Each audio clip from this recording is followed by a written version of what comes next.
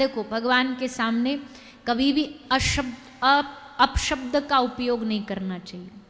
भगवान के सामने कभी किसी की निंदा नहीं करनी चाहिए।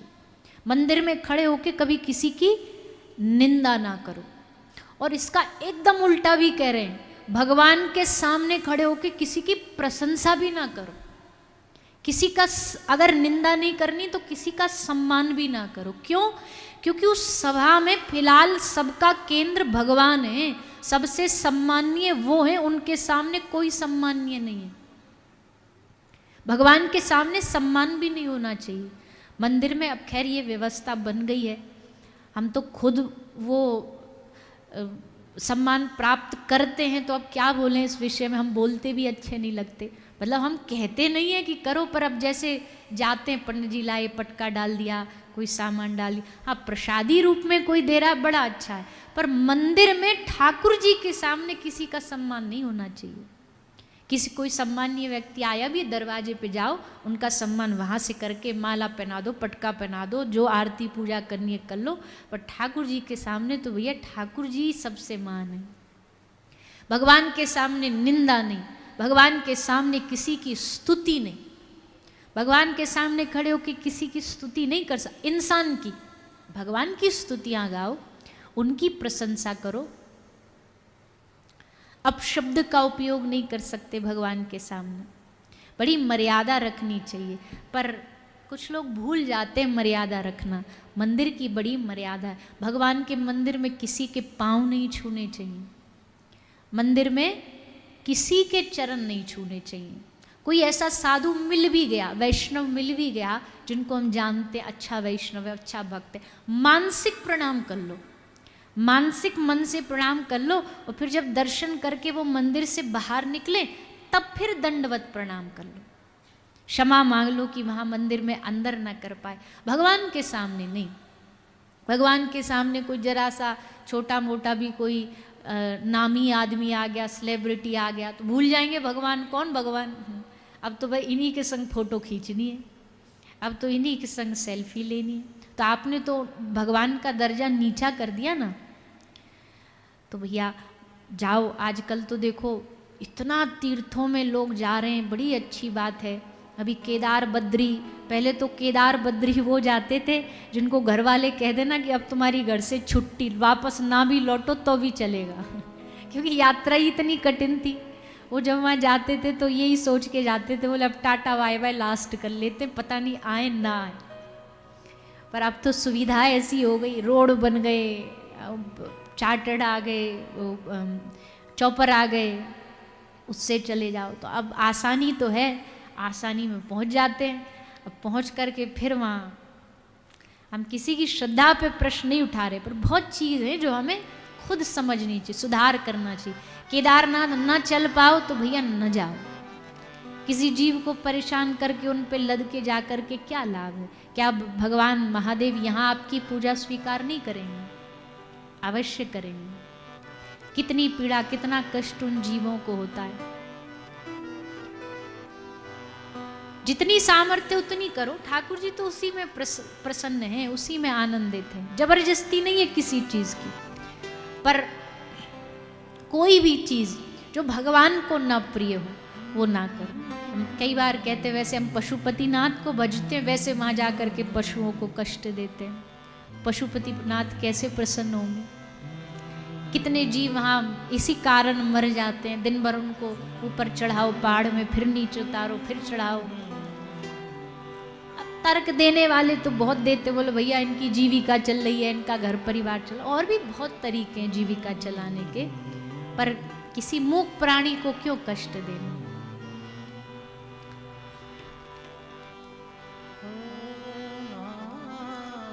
तो धाम की मर्यादा, तीर्थों की मर्यादा सब लोग उसको बनाए रखें। संसार में ये जीव आया कैसे, इस संसार में जीव का आने का तरीका कैसे है? बोले भैया देखो, सबसे पहले तो अपने कर्म अनुसार जीव अपना स्थान चुनता है। कहाँ हमारा जन्म होना है, कौन से वंश में होना है, कौन से परिवार में होना है, ये सब हमारे पूर्व के कर्म निर्धारित करते हैं। भाग्य नहीं। अब जैसे कोई कहे ना भाग्य से भैया कोई अमीर बन गया, भाग्य से कोई उच्च कुलीय घर में पैदा हो गया। भाग्य क्या है? भाग्य कर्मों का परिणाम ही भाग्य कहा जाता है। तो भाग्य भी अगर कोई मानता है तो उसके पीछे भी कर्म ही है उसके। उसने अच्छा किया होगा तो उसके कारण वो भाग्य बना, स्थान निश्चित हो गया, देश निश्चित हो गया।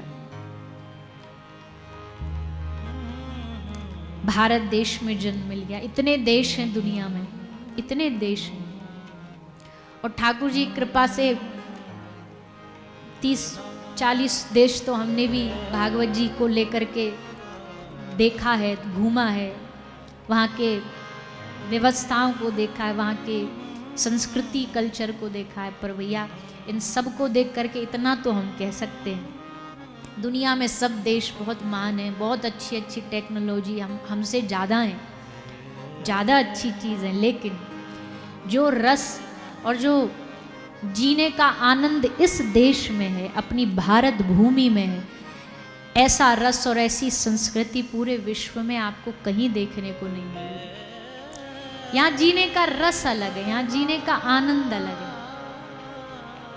सब भीड़ भड़क्का में जीते हैं, खूब एक दूसरे से मिलजुल करके। न किसी के घर की चाय बनाते बनाते चीनी खत्म हो गई तो पड़ोसी से मांग लाओ, घंटी बजा करके, वहीं पास में तो रहता है। अब वहाँ विदेशों में तो पड़ोसी का नाम ही नहीं पता कि भैया कौन है। मतलब सभी विदेश में एक ही जैसा सिस्टम रहता है। पर अभी हम जब गए थे ऑस्ट्रेलिया, न्यूजीलैंड, वहाँ तो विकटी शांति थी। मतलब ऐसे खोजो भी दूर दूर तक इंसान तो कोई इंसान न दिखे। पूरा रास्ता, कई रास्ते हमने खूब वहाँ 6-8 घंटे रोड पर ड्राइव करके गए थे, इंसान ही न दिखे, कोई मनुष्य का मुंह माथा ही न दिखे। रास्ता भटक जाओ तो पूछो कौन से, यहाँ तो कहीं भी ऑटो ड्राइवर से पूछ लो, कहीं भी रुक जाओ, कुछ भी खा लो। अच्छा, खान पान की अलग समस्या, किसी भी देश में चले जाओ सात्विक भोजन ढूंढ ढूंढ के मर जाओ, इतनी समस्या। भोजन करो भी डर लगा रहता है भैया यहाँ कुछ गड़बड़ ना हो। कह तो रहे शुद्ध सात्विक है,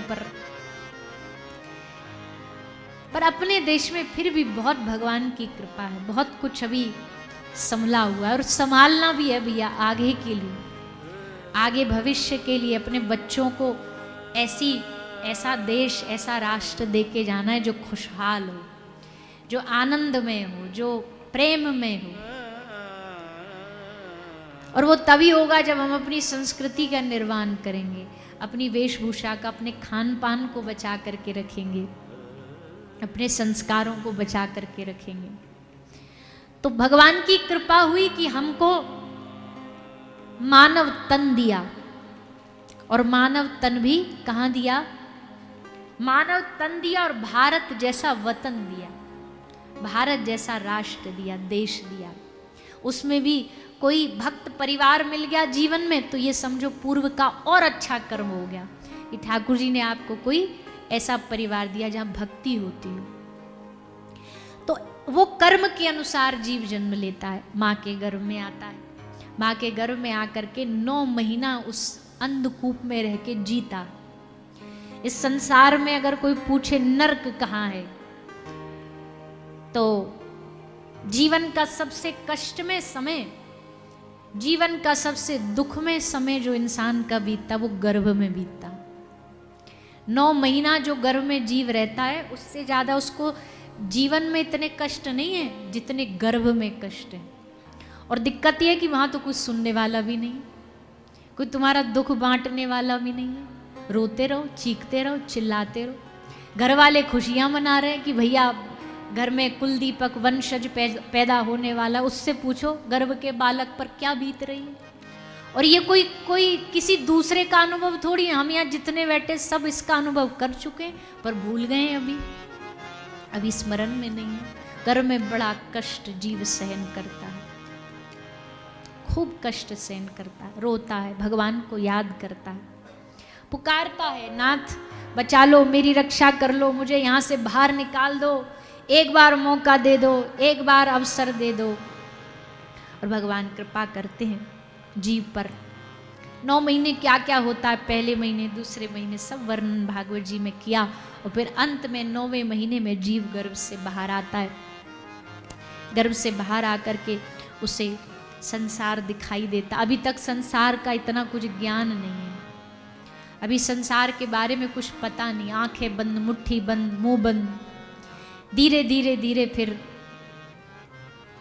हाथ की मुट्ठी खुलने लग गई, आंख खुलने लग गई, मुख खुलने लग गया। भगवान ने वहां भी गर्भ में भी बचाया, और फिर अब पता है बच्चा है, कुछ खा तो सकता नहीं, रोटी कुछ खाएगा नहीं, सब्जी कुछ।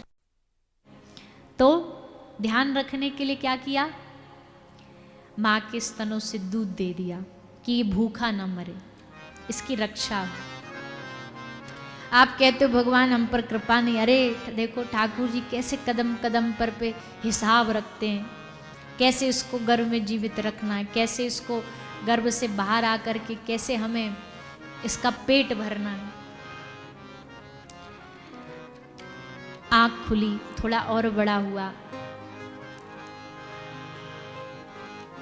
चलने लग गया, बोलने लग गया, घर से निकलने लग गया, पढ़ने लगा, पढ़ाई के लिए भेज दिया।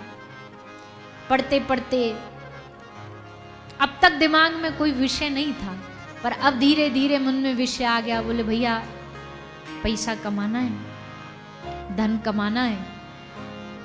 दोस्तों ने कहा कि भैया धन से ही सब कुछ होता है, तो धन कमाना है। अब धन कमाने में लग गया। अब कमाई ईमानदारी से तो गलत भी नहीं है भैया, ठीक है, पर अब उस कमाने के चक्कर में उसको ये भी याद नहीं रहता कि कमाई का साधन कैसा होना चाहिए। गलत प्रक्रिया से भी धन कमाए तो कमाता है। और फिर धीरे धीरे धीरे मन में भावना जगती है, परिवार बढ़ता है, विवाह हो गया, बाल बच्चे हो गए, बच्चों का ब्याह हो गया, अब उनके बच्चे हो गए। संसार ऐसे चलता जाता है, चलता जाता है, सबका संसार ऐसे चलता जाता है। और एक दिन धीरे धीरे करके अंतिम समय आ जाता है, काल आया, और उस समय भी उसकी आंख में आंसू होते। क्यों रो रहा है? क्योंकि उसे पता है जब गर्भ में था तो भगवान ने मुझसे एक वादा लिया था कि बेटा संसार में जाना तो मुझे भूल ना जाना। भूलेगा तो नहीं? बोले अरे प्रभु आपको कैसे भूल जाऊंगा। और जब संसार में आया तो भूलने की छोड़ो, भगवान कोई कहता ना भजन कर ले, बोले अरे काहे का भगवान, कौन सा भगवान, भगवान होता ही नहीं है, भगवान दिखता ही नहीं है, दिखता नहीं तो होता नहीं है।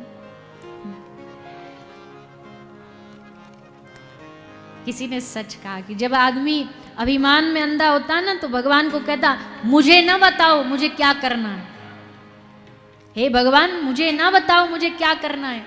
पर जब वो अभिमान निकल जाता तो वही व्यक्ति भगवान के सामने हाथ जोड़ के कहता हे भगवान मुझे बताओ मुझे क्या करना है। अब समझ नहीं आ रहा, जीवन की इतनी ठोकर खाली, अब पता नहीं चल रहा क्या करूं क्या ना करूं। तब भी भगवान उस भक्त को स्वीकार कर लेते, कोई बात नहीं, आया तो आकर के मेरे चरणों में बैठा तो हम आप सबसे इस सारी कथा से एक ही अंत में बात कहना चाहते भैया, हम जो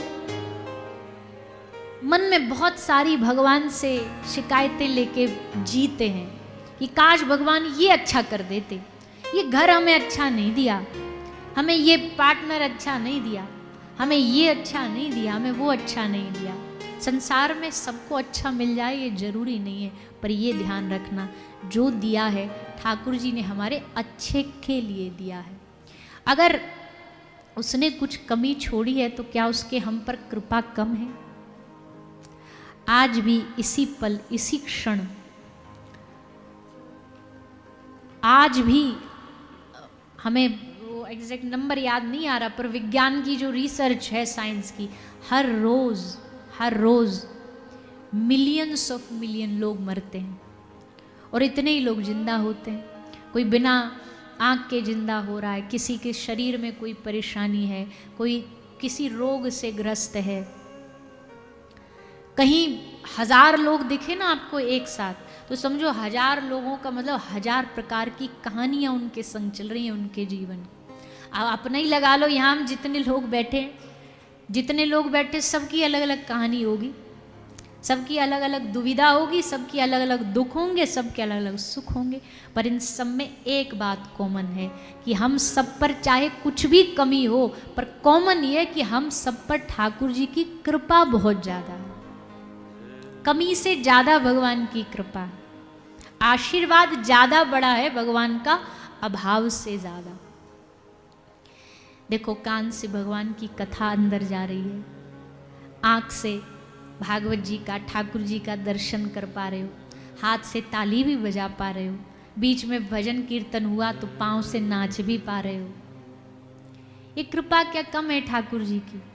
उनका नाम लेने का मन भी कर रहा है, ये भी तो कितनी बड़ी कृपा है। कई लोग कहते हैं हमसे भजन नहीं होता, हमसे भजन नहीं होता, हमसे मन नहीं लगता। हमने कहा ये कृपा हो गई समझो आपके ऊपर, आपके मन में आया तो कि भजन हो नहीं रहा।